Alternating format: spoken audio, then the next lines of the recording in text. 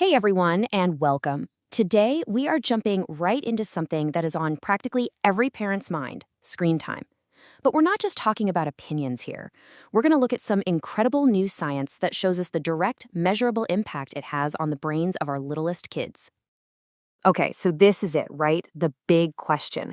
In a world where our kids are surrounded by phones, tablets, and TVs from day one, what is all that screen time actually doing to their developing brains?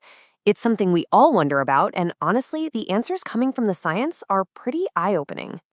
So here's the plan for today. We're going to start by just setting the scene.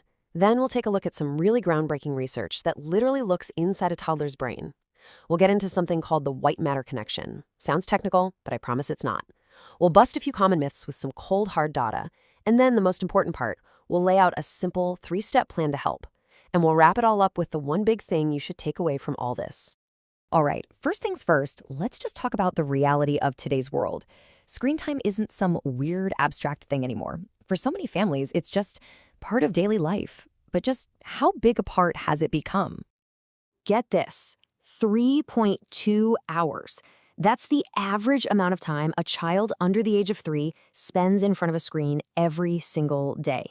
And what's really wild is that this number has literally doubled in just the last couple of decades. So this isn't some small change. It's a massive shift in what early childhood looks like. Okay, so we've got this huge increase in screen time. What's it actually doing inside a toddler's brain? Well, to figure that out, we're going to turn to a really important study from Cincinnati Children's Hospital, where they use some amazing imaging technology to see the effects for themselves. And wow, when they looked at the MRI scans, the difference was it was stark. You could literally see it.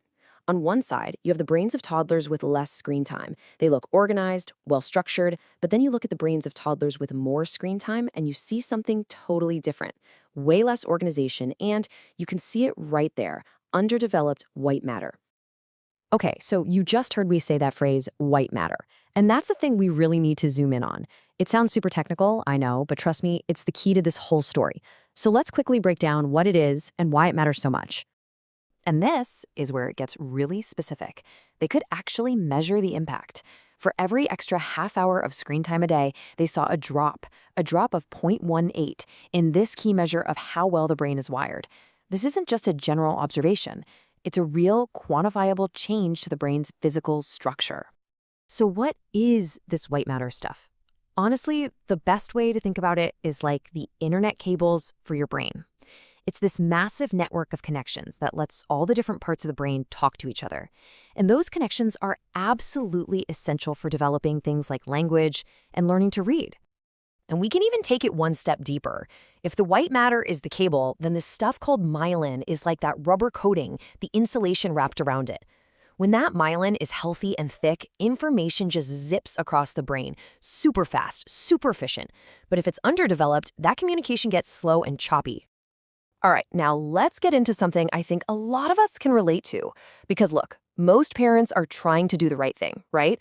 We have these beliefs about how to use screens in a good way, but this study actually puts some of those common ideas to the test against the hard biological data. And this part is just fascinating because it takes on two of the biggest myths out there. First one, oh, but it's an educational app, so it's fine. Well, the data showed it didn't really matter. The effect on the brain structure was basically the same. Then there's the second one. Well, I watch with my child, so it's okay. And, that does help a little, but it only reduced the negative structural effect by about 11%. The underlying impact was still very much there. Okay, I know that all sounds pretty heavy, and it's easy to feel a little worried right now. But here's the really good news. The research didn't just stop at finding the problem. Follow-up studies have pointed to a real, evidence-based plan for actually improving that brain connectivity. So let's get into the solution. And I just want to pause on this for a second because it's so, so important. This is not about making anyone feel guilty. Not at all. The past is the past. This is about looking forward, not back. It's about having a clear, simple plan that you can start using today to give your child's brain the best possible support. So, what's the plan? It's actually a pretty simple 3-step protocol. You've got a 72-hour detox, then these little 5-minute bursts of interaction called serve and return, and finally, a really straightforward rule about replacing screen time with actual physical books. Now let's break down why each of these steps actually works. That 72-hour detox, it helps reset the brain's reward system. And a small study actually showed it measurably improved brain connectivity. Then you have these serve and return bursts. It's just simple back and forth interaction with your child, and it's been shown to boost a key brain growth protein by 20%. And finally, that print book rule, just swapping screens for 3 physical books a day, was shown to increase that same brain connectivity measure over 6 weeks. These are real steps with real measured results. So as we start to wrap this up, what's the big takeaway? What's the main idea you should walk away with? It's really about shifting how we think about screen time. Maybe not as just a harmless distraction, but as a really powerful part of a child's environment that has real biological effects.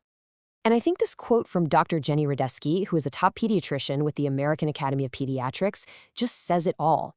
She said, "This study finally gives us measurable biomarkers. Parents should treat screen overuse like secondhand smoke." Wow, that is such a powerful way to put it, and it really drives home how seriously the experts are taking these findings. So, that really leaves us all with a big question to think about, doesn't it? Knowing what we now know about how vulnerable a toddler's developing brain is, the conversation really changes. It's not about if we should set boundaries, it's about how we do it. How can we all, as parents, caregivers, as a whole society, build a healthier world for our kids to grow up in? A lot to think about. Thanks so much for joining me.